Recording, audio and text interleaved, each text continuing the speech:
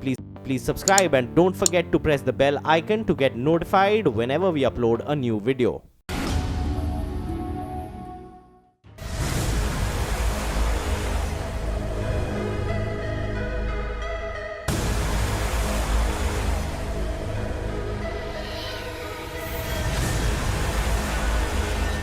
प्रति शनिवार को यहाँ पर तेल लगता है।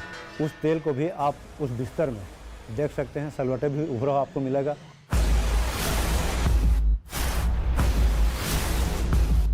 इनकी जो बिस्तर है वो सुबह जब उठाया जाता है तो उसमें सलवट नजर आती है। भगवान को जब महाप्रसाद लगता है तो थाल जब भगवान का जाता है तो उसमें भगवान का पंजे का निशान देखा गया है, जिससे आप ये सहज महसूस कर सकते हैं कि भगवान जी मौजूद हैं और आराम फरमाते हैं। लोग देखे हैं जो सवेरे मंदिर खोलते हैं, बिस्तर को इधर उधर देखते हैं, तकिया ऊपर से नीचे हुआ रहता है, चंदन गिरा रहता है। एक दो बार तो मैं गया हूँ घर बिक्री में, बिस्तर जो है व्यवस्थित रहता है। जब हम उनको स्पर्श करते हैं तो बिल्कुल ऐसा लगता है कि भगवान जो है साक्षात वहाँ पर मौजूद है। ये साक्षात प्रमाण है भगवान का। चंदन रहेगा, कभी फूल या तो फिर कभी तेल का प्रमाण हमको अक्सर देखने को मिलता है, या उसमें सलवट रहता है। इसका मतलब है कोई न कोई सोते हैं।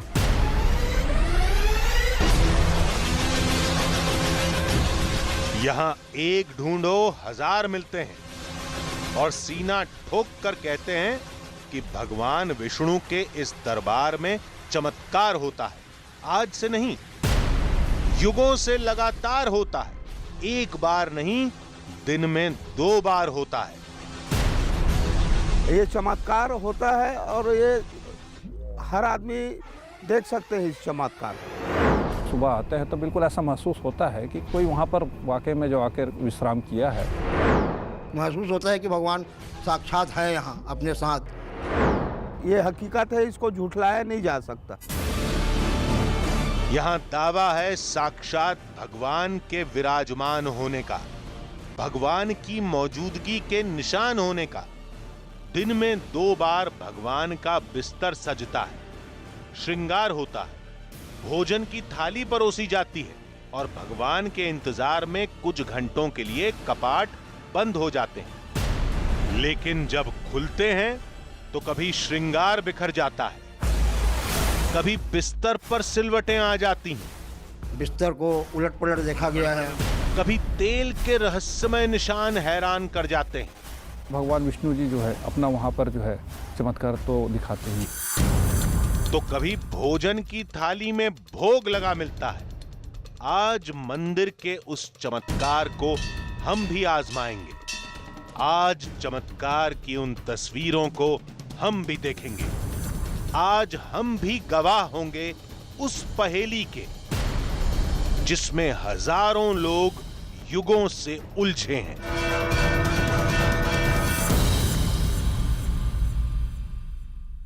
ये कैसे हो सकता है कि किसी मंदिर में खुद भगवान दिखाई देते हो?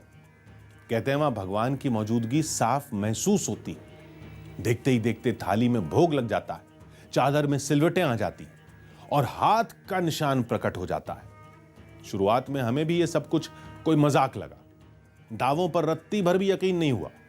लेकिन जब हमारी टीम उस मंदिर में पहुंची, मंदिर की कहानी को समझा, वहां दिखाई देने वाले सबूतों को देखा तो लाजवाब रह गए। हमारे सामने कुछ ऐसी तस्वीरें थीं जो इससे पहले हमने कभी नहीं देखी थी।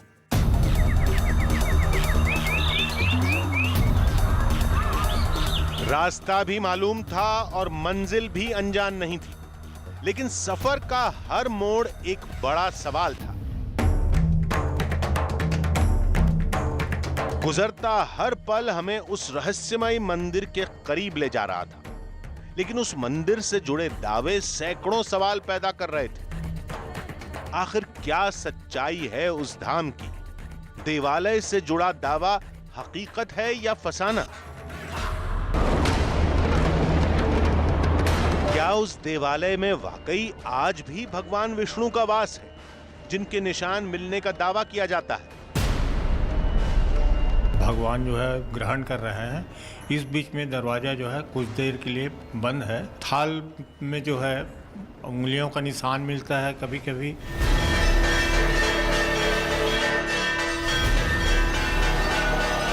रोज 2 बार आरती होती है। 2 बार गर्भगृह को 2 तालों में बंद किया जाता है और जब कपाट खुलते हैं तो इसकी माया का महिमा यही जाने है। संसार में सबसे बड़े विश्व का स्वामी है।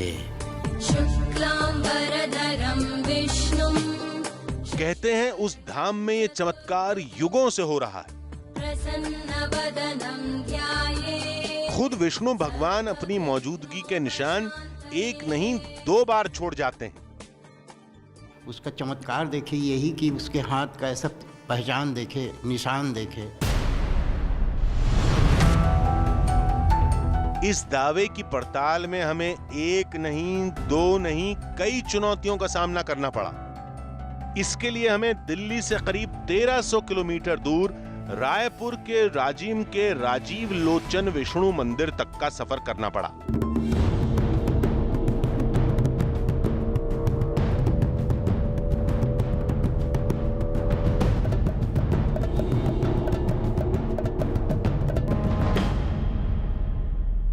राजधानी दिल्ली से पूरे 1273 किलोमीटर दूर छत्तीसगढ़ का राजिम, हम इस राजीव लोचन मंदिर तक पहुंच चुके हैं और अब हम मंदिर के अंदर जाकर जानेंगे राजीव लोचन मंदिर यानी विष्णु जी के मंदिर का रहस्य और हकीकत।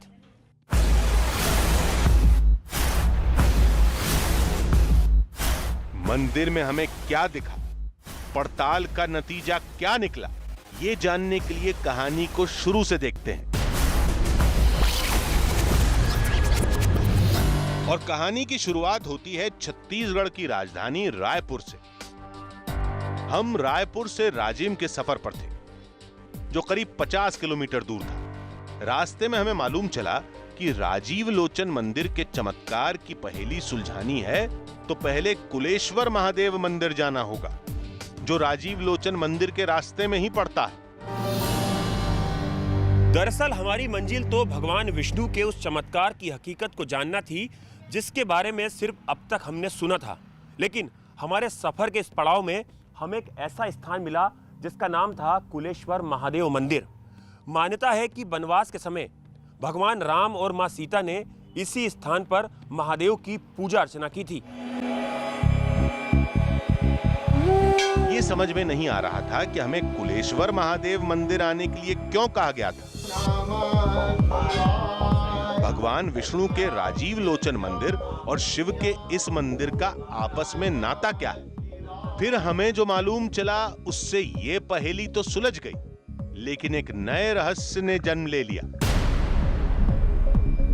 लोमश ऋषि जी जो है, जिनका आश्रम कुलेश्वर मंदिर के बाजू में ही है, जिसको लोमश आश्रम के नाम से जाना जाता है। लोमश ऋषि जी जो है भगवान भोलेनाथ और श्री हरि विष्णु के अनन्य भक्त रहे हैं और ऐसी मान्यता है कि आज भी हम पुजारियों से पहले, पट खुलने के पहले, लोमश ऋषि जी भगवान भोलेनाथ और श्री राजीव लोचन की पहले ही पूजा करके चले जाते हैं, बाद में आकर के पुजारी उसकी पूजा करते हैं। ये रहस्य आज भी बना हुआ है। राजीव लोचन मंदिर के रहस्य में अब एक नए किरदार का प्रवेश हो चुका था, जिसका नाम था लोमश ऋषि। ये कौन है, कहां से आए, रहस्य की कहानी इनके साथ कैसे जुड़ी, इसके बारे में कोई जानकारी नहीं मिली। हर सवाल का जवाब एक सवाल ही था, लेकिन यहां गुत्थी सुलझने के बजाय और उलझ गई और हम कुलेश्वर महादेव से राजीव लोचन मंदिर की ओर रवाना हो गए, जो अब ज्यादा दूर नहीं था, लेकिन दिमाग में कई सवाल दौड़ रहे थे। क्या भगवान विष्णु का वो मंदिर वाकई चमत्कारी है? क्या वाकई दोपहर की और रात की शयन आरती के बाद बंद गर्भगृह की बिस्तर पर सिलवटें पड़ जाती हैं, तकिए बिखरे होते हैं? अगर ऐसा है तो ये कैसे होता है? इन सवालों में उलझे हम चंद घंटे बाद राजीव लोचन मंदिर पहुंच गए।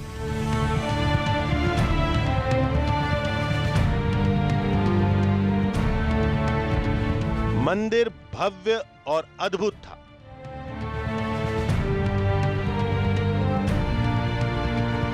हमने पहले पूरा मंदिर देखा, हर कोने को जांचा और परखा, कई लोगों से बात की, लेकिन इस मंदिर से जुड़ा हमें कोई भी पौराणिक तथ्य नहीं मिला, सिवाय एक कहानी के। सदियों पहले राजिम को कमल क्षेत्र पद्मावतीपुरी के नाम से पुकारा जाता था। इस नगरी में उस वक्त क्षत्रिय राजा रत्नाकर राज करते थे, जो भगवान विष्णु के परम भक्त थे। रत्नाकर ने इस नगरी की सुख समृद्धि के लिए 100 यज्ञ करने का प्रण लिया था, लेकिन 99 यज्ञ तो पूरी तरह सफल हुए।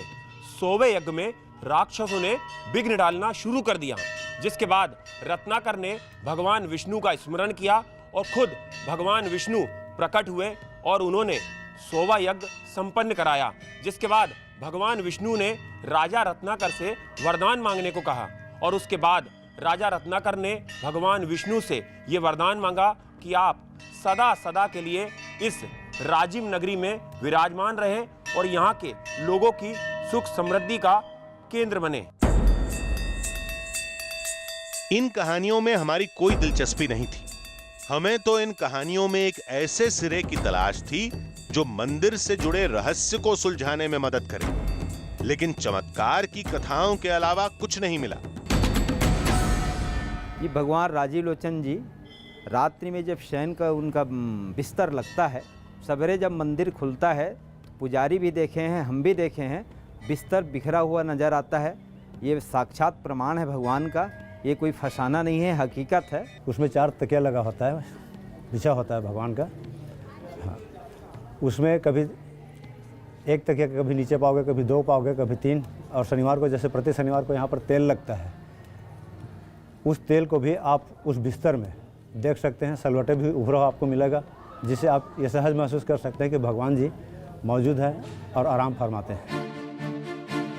ये कहानियां उस दावे से जुड़ी थीं जिनकी पड़ताल हमें यहाँ करनी थी, और इसके लिए दोपहर की आरती और रात की शयन आरती का इंतजार था। लेकिन एक बात ने हमें चौंका दिया। हर रोज अनाज का भोग लगाया जाता है थाल द्वारा, जिसमें भगवान स्वयं प्रसादी लेते हैं और उसमें प्रसादी में निशान भी दिखाई दिए जाते हैं। उन्हें प्रतिदिन चावल, दाल और सब्जी का भोग लगाया जाता है, और भोग लगाने के बाद जब पुजारी वहाँ से बाहर होता है, उस दरमियान कई बार ऐसा देखने को मिला कि जहाँ 5 उंगलियों का निशान उस थाल पे होता है। दावे के मुताबिक भगवान विष्णु की दोपहर की आरती से पहले भोग लगता है। कहते हैं भगवान वो भोग अपने हाथों से ग्रहण करते हैं, जिसके निशान भी मिलते हैं। इसके बारे में हमें किसी ने नहीं बताया था। तब तक भोग का समय हो चुका था, लिहाजा हम तेजी से गर्भगृह की तरफ बढ़े। अंदर गर्भगृह में भगवान विष्णु की अद्भुत प्रतिमा थी। मंदिर में दोपहर की भगवान विष्णु की अद्भुत प्रतिमा थी।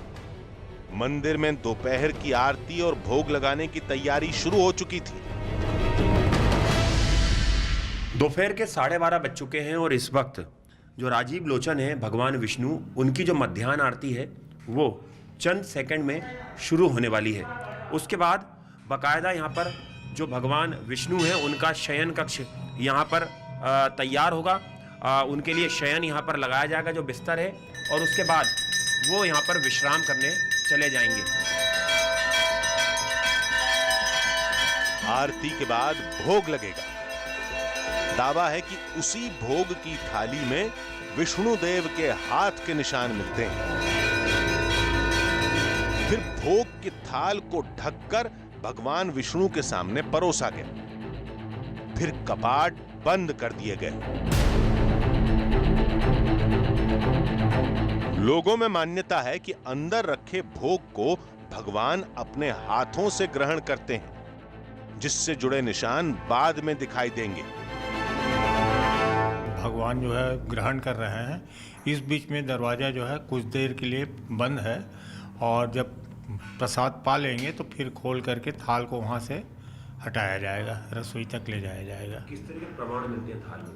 थाल में जो है उंगलियों का निशान मिलता है कभी कभी, उसमें कभी फूल, तुलसी तो खैर हम लोग डालते हैं, बाकी फूल कभी कभी गिर जाता है भगवान के हाथों से, या कई एक ऐसे निशान बने रहते हैं हाथ का, उंगली का, जो ऐसे प्रमाणित करता है कि भगवान अपने प्रणाम उसको प्रसाद ग्रहण किए हैं।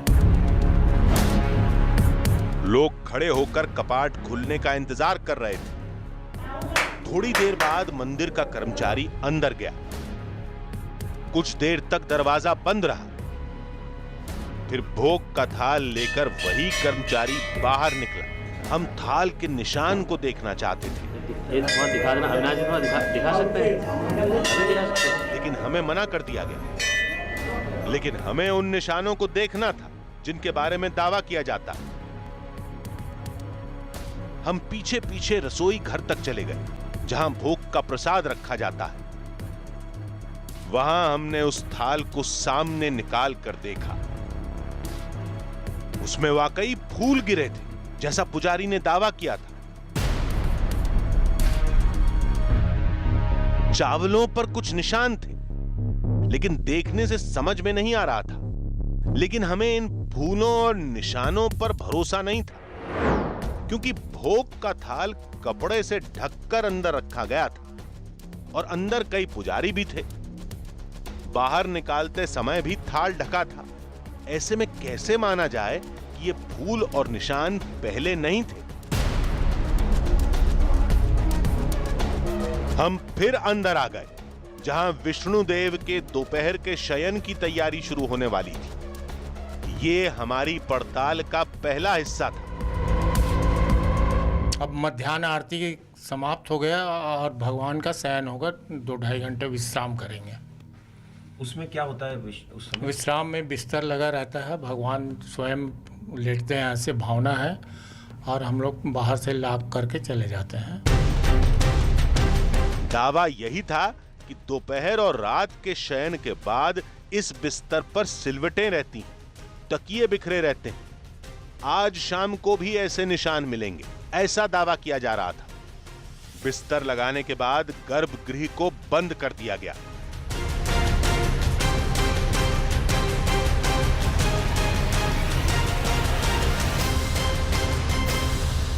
गर्भगृह के दरवाजे बंद हो चुके हैं। अब आप देख सकते हैं 2:30 बजे जो मंदिर है वो वापस खुलेगा। उसका गर्भगृह, ये दरवाज़ा है लकड़ी का, उसमें ये ताला बाकायदा लगा दिया गया है। जो मुख्य पुजारी जी हैं उनके पास इस ताले की चाबी है, आप देख सकते हैं। अब यहाँ पर जो भगवान विष्णु है वो विश्राम कर रहे हैं। पुजारी जी ये बताइए, अब क्या अंदर भगवान विष्णु आके विश्राम करते हैं? हाँ, ऐसी भावना है कि भगवान जो है उसमें स्वयं शयन करते हैं। लक्ष्मी माता और योग माया माता साथ में उनकी सेवा करते रहती हैं, ऐसा भावना है हम लोगों को। कपाट को बंद करके पुजारी के साथ सभी लोग वहां से चले गए। गर्भगृह के दरवाजे पर ताला लगा था।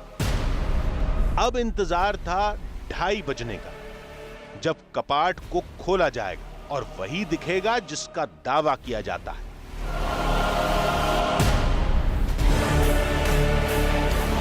फिर मुख्य दरवाजे को भी बंद कर दिया गया। अब हमें भी 2:30 बजने का इंतजार था। हम भी उस चमत्कार को आंखों से देखना चाहते थे। दोपहर 2:30 बजते ही मंदिर के सामने भीड़ जमा होनी शुरू हो गई। सबको पुजारी का इंतजार था। पुजारी के आते ही मुख्य दरवाजा खोला गया। घंटियों की टंकार के बीच पुजारी और दूसरे लोग गर्भगृह की तरफ बढ़े। आज अंदर क्या दिखेगा?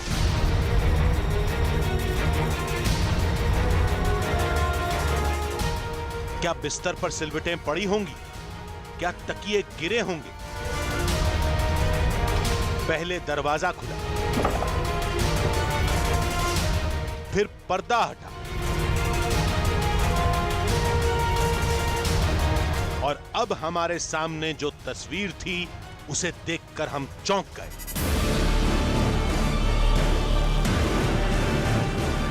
अंदर बिस्तर बिल्कुल वैसा ही था जैसा गर्भगृह बंद करने से पहले छोड़ा गया था। इस पर किसी के लेटने के निशान नहीं थे। तो क्या राजीव लोचन विष्णु मंदिर में चमत्कार का दावा केवल फसाना है? कई सवाल दिमाग में घूम रहे थे, लेकिन जवाब के लिए हमें श्रृंगार खत्म होने का इंतजार करने को कहा गया। बाद में हमें बताया गया कि दिन के शयन के बाद चमत्कार के निशान हमेशा नहीं मिलते। असली चमत्कार देखना है तो शनिवार की शाम को आइए, जिस दिन विशेष पूजा होती है।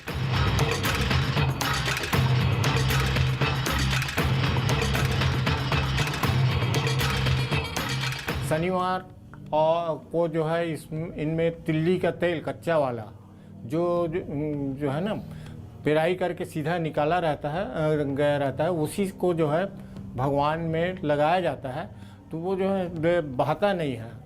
एक तो उन्हें के शरीर में ही लगा रहता है, दूसरा जो है जब हम लोग रात में शनिवार के दिन बंद करके जाते हैं, उनका बिस्तर लगा रहता है, तो बिस्तर में यदा कदा कभी कभी हम लोगों को निशान तेल लगने का मिलता है। रात में जैसे बिस्तर में सोते हैं तो जैसे सलवटे में पड़ा रहता है ना, आदमी उठता है तो वैसी जो है बिस्तर कभी कभी सलवटे पड़ा हुआ, उसमें मोड़ माड़ पड़ा हुआ दिखता है कि कोई अभी सो के उठे। संयोग से हम शनिवार के दिन ही पहुंचे थे और आज ही के दिन रात में वो विशेष पूजा होनी थी जिसमें भगवान विष्णु की प्रतिमा की तेल से मालिश होती है। बिस्तर लगाकर गर्भगृह को बंद कर दिया जाता है और सुबह सिलवटों के साथ तकिए या फिर चादरों पर तेल के निशान भी मिलते हैं। हम इन बातों को कथा कहानियों से ज्यादा नहीं मानते, लेकिन चमत्कार का दावा ऐसा था कि उसकी पड़ताल जरूरी थी। राजीव लोचन मंदिर के भगवान विष्णु के चमत्कारों के बारे में हमने कई लोगों से सुना, लेकिन हमें वो चमत्कार अभी दिखाई नहीं दिए थे। उसके लिए हमें अगली सुबह के 4:30 बजे का इंतजार था, जब हम मंदिर के गर्भगृह में पहुंचेंगे और उसके बाद हमें क्या नजर आता है वो हम अपनी आंखों से देखेंगे। शुक्लांबरधरं विष्णुं। परीक्षा की घड़ी करीब थी। शाम होते ही हमारे कदम राजीव लोचन मंदिर की तरफ बढ़े।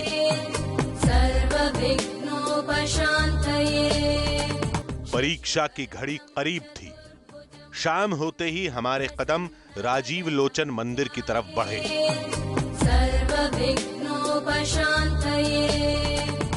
शयन आरती रात 8:30 बजे होती है। हमें उसका ही इंतजार था। थोड़ी देर बाद हम गर्भगृह में पहुंचे, जहां शयन आरती की तैयारी शुरू हो गई थी। रात के ठीक 8:30 बज चुके हैं और भगवान विष्णु की जो शयन आरती है उसकी तैयारियां शुरू हो चुकी हैं। चंद क्षणों में ये आरती शुरू हो जाएगी और उसके बाद भगवान विष्णु को तिल का तेल लगाने का काम शुरू हो जाएगा।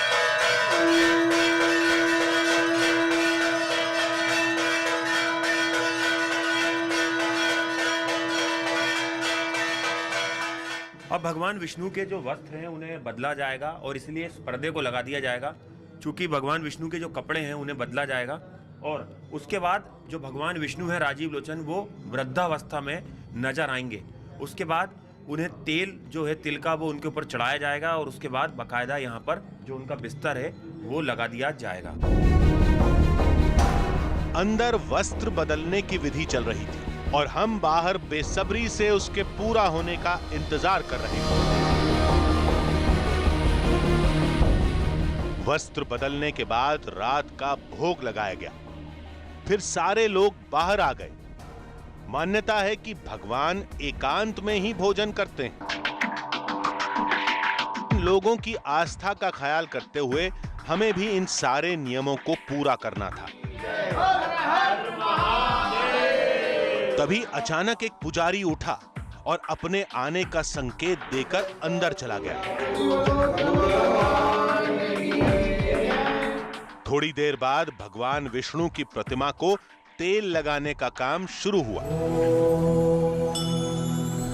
कौसल्या सुप्रजा रामपूर्वा संध्या प्रवर्तते। यहाँ मौजूद सभी लोगों का दावा था कि सुबह इसी तेल के निशान उस बिस्तर पर मिलेंगे जो विष्णु देव के सोने के लिए गर्भगृह में लगाया जाएगा। बिस्तर जो है भगवान जी का शयन का, इसको हम ही लगाते हैं। जो लगाते हैं रात में पूरा सफाई करके साफ करके रखे रहते हैं। जब कभी सुबह अचानक हमको भी इस जगह में भगवान का जो बिस्तर रहता है सल पड़ जा रहता है। और तेल के निशान भी कई तेल रहता है तो भगवान पूरा मतलब इस स्थान में रहते हैं। यहाँ तक जो भगवान जो हम चंदन लगाते हैं गीला वाला, ये भी भगवान के बिस्तर में पाया गया। मूर्ति पर तेल लगाने के बाद उसे कंबल से ढक दिया गया। उसके बाद मान्यता के मुताबिक भगवान विष्णु के सोने के लिए बिस्तर लगाने का काम शुरू हुआ।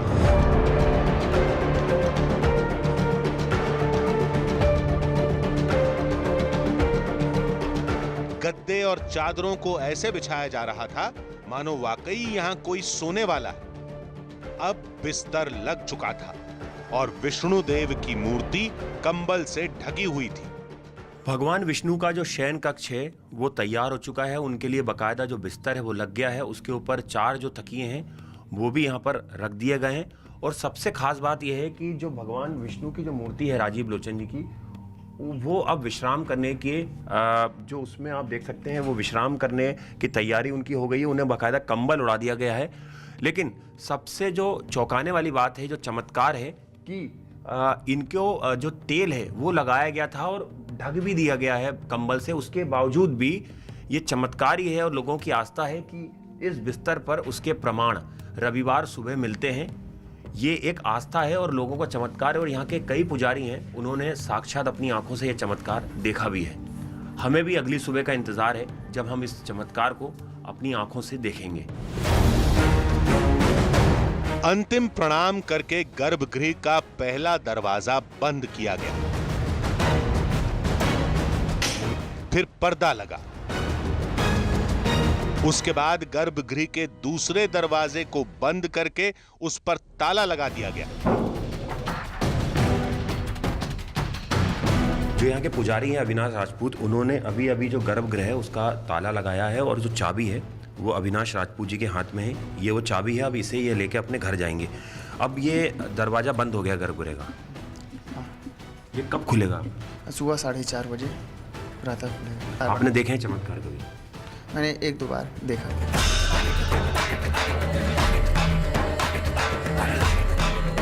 मान्यता के मुताबिक भगवान विष्णु के लिए बिस्तर लगाने के बाद गर्भगृह 2 दरवाजों में बंद हो चुका था। दूसरे दरवाजे पर बड़ा ताला लगा था। अब बारी तीसरे और मुख्य कपाट को बंद करने की थी। अब मंदिर और गर्भगृह 3 तालों में बंद था। फिर पुजारी के साथ सभी लोग मंदिर से बाहर चले गए। अब इस राजीव लोचन मंदिर में हमारी टीम और भगवान विष्णु की उस प्रतिमा के अलावा कोई नहीं था। अब चमत्कार के उस दावे और हमारे बीच बस 1 रात का फासला था। लेकिन इस बीच इस मंदिर में क्या क्या होगा हमें भी नहीं मालूम था।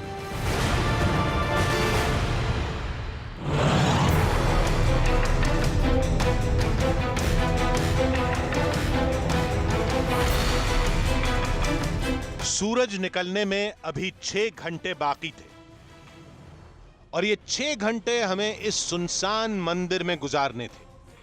कहते हैं रात में किसी मंदिर में नहीं रुकते, अनहोनी का डर रहता है। लेकिन इन बातों को दरकिनार कर हमने राजीव लोचन मंदिर में ही रात गुजारने का फैसला लिया। राजीव लोचन मंदिर बंद हो चुका है और तमाम लोग यहाँ से जो हैं वो अपने घर की तरफ जा चुके हैं। जो पुजारी थे वो भी अपने घर चले गए हैं। हम एक बार फिर से तसल्ली कर लेते हैं कि ताले ठीक से लगे हैं कि नहीं, लेकिन हमने देखा है कि ताले पूरी मजबूती के साथ लगे हुए हैं और अंदर भी गर्भगृह में इसी तरह से जो ताला है वो लगा हुआ है। अब ये ताला सुबह 4:30 बजे मंदिर के पुजारी के सामने ही खुलेगा। अंदर गर्भगृह के दोनों दरवाजों के साथ मंदिर के मुख्य दरवाजे पर ताला लगा था और चाबी पुजारी के पास थी, जो घर जा चुके थे। मंदिर के अंदर कैद होकर हम सुबह होने का इंतजार करने लगे। रात भर हम मंदिर के अंदर जांच परख करते रहे। गर्भगृह में जाने का शायद कोई दूसरा रास्ता हो। थोड़ी देर बाद हम आश्वस्त हो गए कि राजीव लोचन मंदिर में ऐसा कोई गुप्त रास्ता नहीं है। ये सब देखते समझते भोर हो गई। सुबह 4:30 बजते ही एक पुजारी मंदिर पहुंचे। पड़ताल के नतीजे का वक्त हो चुका था। गर्भगृह का पहला यानी मुख्य दरवाजा खुला। अब बारी दूसरे कपाट के खुलने की थी।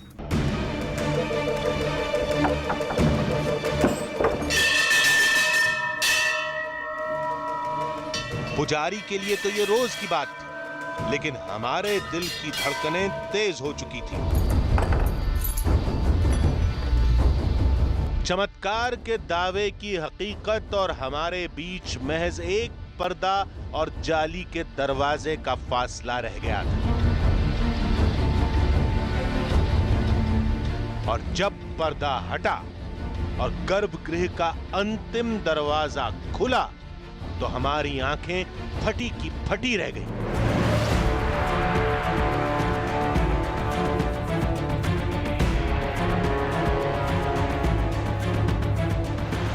बिस्तर पर तकिए बिखरे पड़े थे, चादरों पर सिलवटें थी और एक तकिए पर तेल से बने पंजे के निशान थे।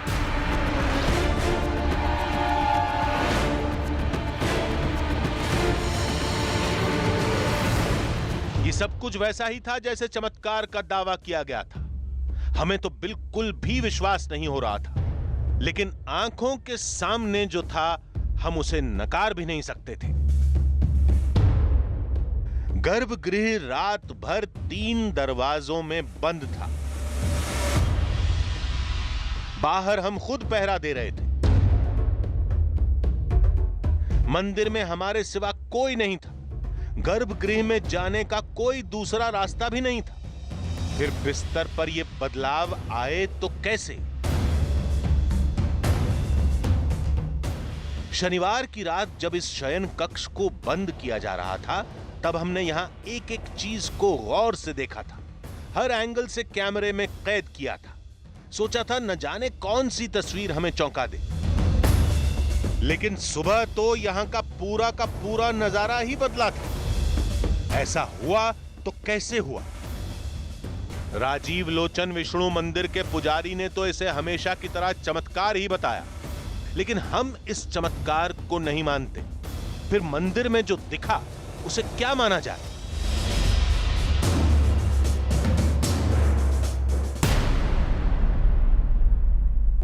कुछ ऐसे अनसुलझे सवालों के साथ हमने दिल्ली में एक तर्कशास्त्री से मुलाकात की। उनको पूरी कहानी बताई, हर तस्वीर दिखाई। फिर तर्कशास्त्री ने सारी बातों को तर्कों की कसौटी पर जांचा परखा। इस तरह की खबरें तो हजारों बार ये मूर्ति केला खा रही है, चावल खा रही है, तेल जो है उस पर करता है, तो ये कितनी बारी इसको खंडित करेंगे हम?